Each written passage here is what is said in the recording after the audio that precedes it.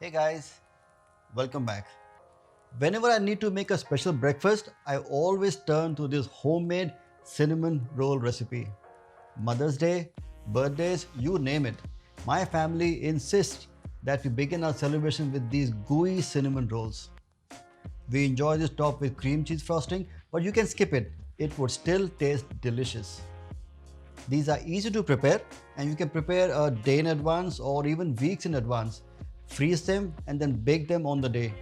Fresh rolls straight from the oven.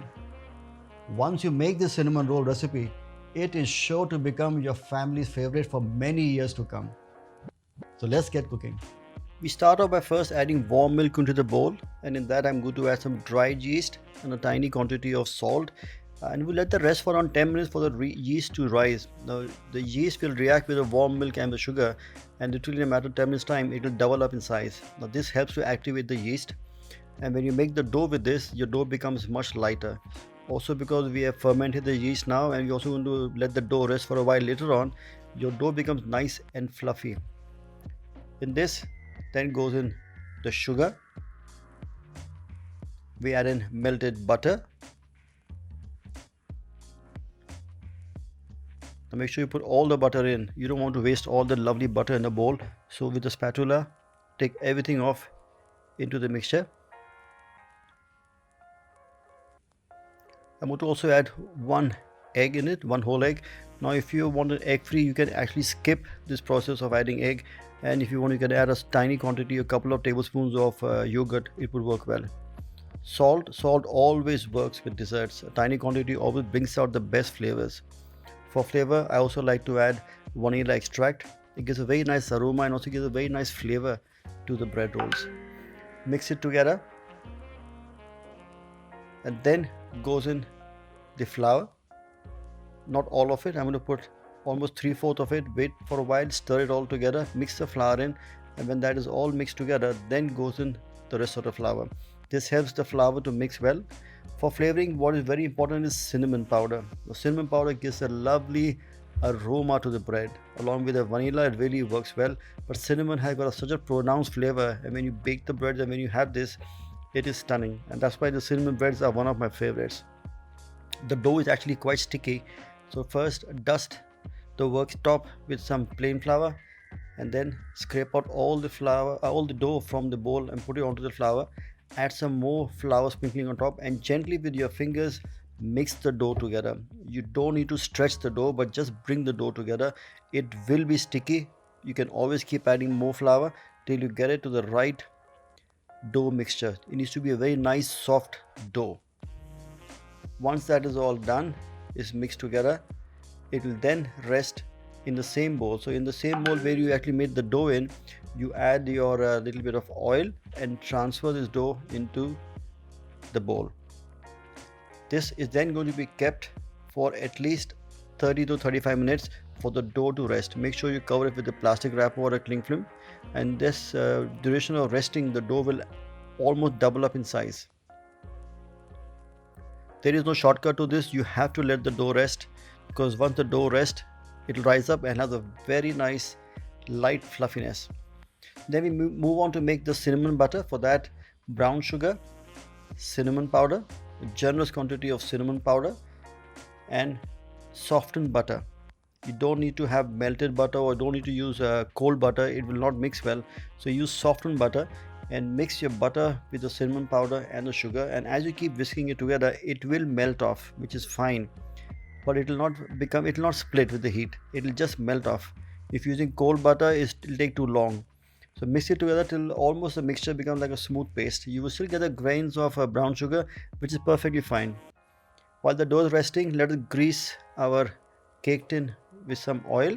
So generously on the bottom and on the sides, we're going to grease the cake tin, leave it aside, and then move on to the cream cheese topping. Now the cream cheese should be taken out of the fridge for at least half an hour before you make this, so the cheese becomes a bit soft. Never work with really a cold cheese, it will take too long. Whisk it into a bowl till it is nice and smooth. You don't want any lumps to be formed. You want it to be a nice smooth kind of a topping. Then goes in our softened butter, again at room temperature.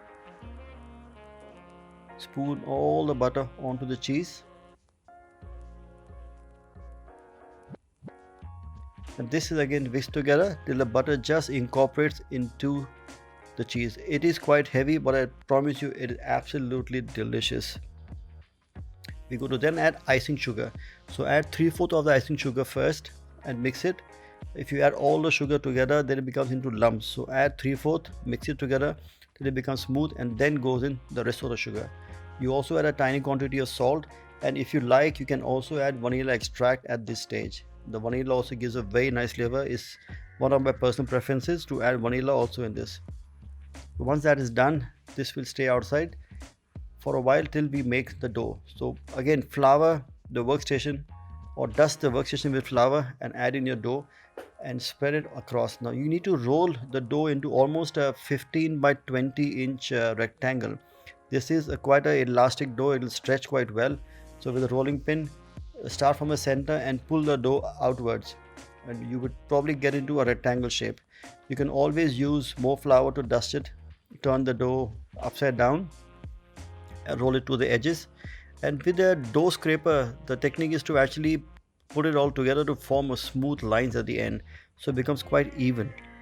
Once that is done, then you spoon in your cinnamon and brown sugar butter on top of the rolled dough and spread it with the spatula very evenly. Make sure you take the butter right till the edges, and it's an even spread. It doesn't stay to one side, so it's not really like a blocks of butter and sugar. It has to be an even spread like you do for a pizza base, and then you roll into a long log.